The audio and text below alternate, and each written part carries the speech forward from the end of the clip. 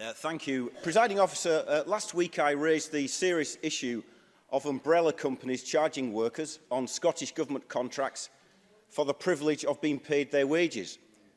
Can the First Minister tell us what steps her government has taken in the last 7 days to investigate this contract and to crack down on it? First Minister. Yes, I can. Immediately after this issue was raised by Richard Leonard last week, Transport Scotland ordered an urgent investigation into this issue. The payslip that was, just in the last couple of days, I think, sent to my office from Richard Leonard was found to be from an employee who was employed in the AWPR by one of the subcontractors through an agency. Now, this bit is quite important, and not just for those listening in the chamber, but for those outside of this chamber. It is, of course, at the discretion of individual employees if they choose to work through an agency. But on the well, hold on, no, this bit is actually important, because in the AWPR there is no requirement to do so, because the subcontractor offers to directly employ all employees working on the project. That means any worker who wishes to be paid directly by the subcontractor can be, which avoids any of these practices that I would condemn by agencies being applied.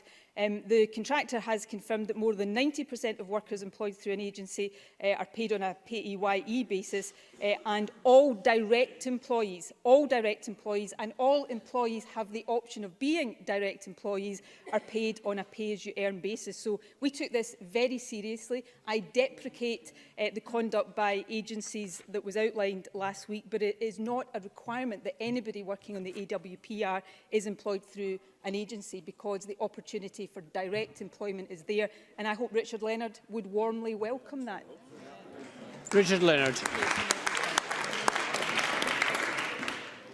Well, evident from that answer and borne out by my understanding is that no one from the Scottish Government and Transport Scotland has contacted the trade union, which represents the workforce on the Aberdeen bypass over the last 7 days.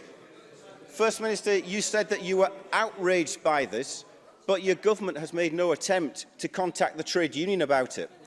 And let me be clear, this exploitation is not confined to just one project.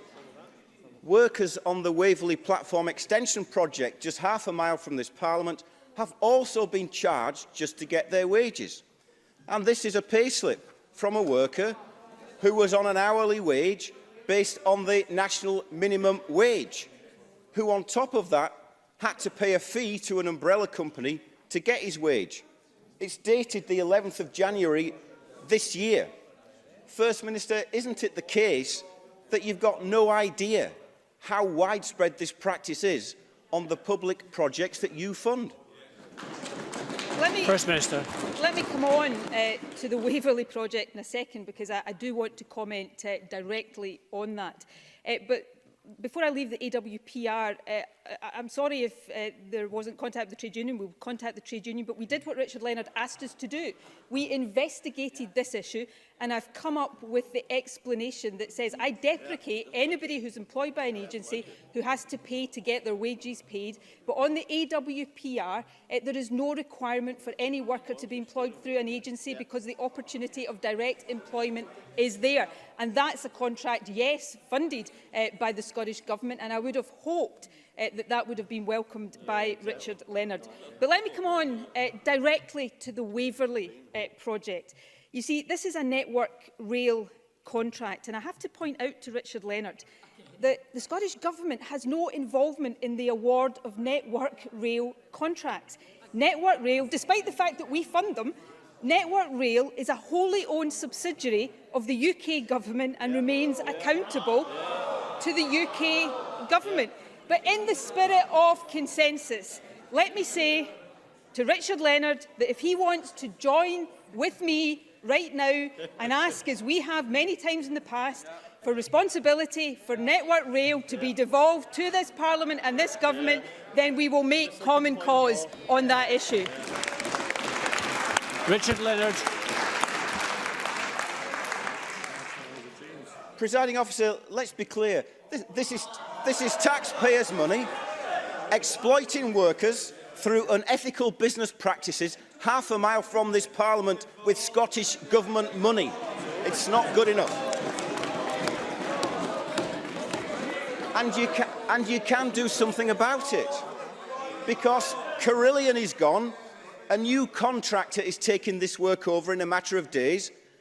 Meanwhile, the workers in this project have been left in limbo.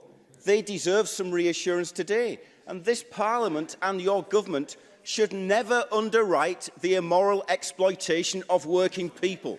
So will you commit today? Will you commit today to work with the union to protect the workforce, and will you ensure that no worker on Scottish Government-funded contracts will be charged to simply receive their wages? First Minister. I think I'm speaking in English. I think most people listening to me would understand what I'm saying, but Richard Leonard doesn't appear to. I've set out very clearly the issue on AWPR, and I couldn't have been clearer that I deprecate the behaviour of agencies that Richard Leonard has outlined, but I'm making the point that direct employment, where these practices don't happen, is offered to all employees on the AWPR contract. On the more general issues, we do expect those who deliver public contracts to adopt ethical and fair business practices, and that is despite employment law being reserved. We use all...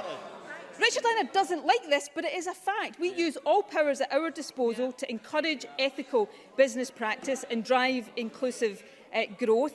But let me get back to this issue of Network Rail. Yes, we fund the contracts, but we do not have control over the award of Network Rail contracts. In case Richard Leonard didn't hear it the first time, Network Rail is a wholly owned subsidiary of the UK Government. Now, we can fix this, but it involved Richard Leonard doing more than willing the ends of something. He has to will the means as well. All right? He has to give, if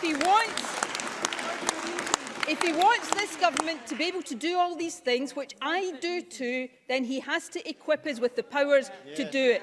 So I'll give him another opportunity. Will he join me right now in calling for responsibility for Network Rail to be devolved to this Parliament? Yes or no?